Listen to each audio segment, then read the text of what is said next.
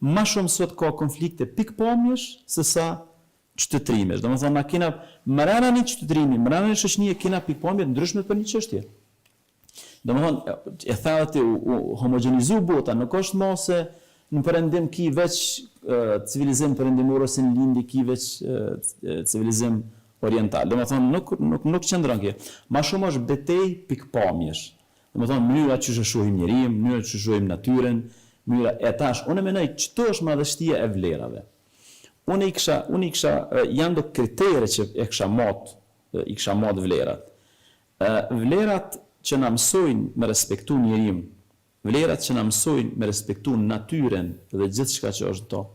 Vlerat që na mësojnë me respektu shkencën, dijen, domethënë studimin, hulumtimin.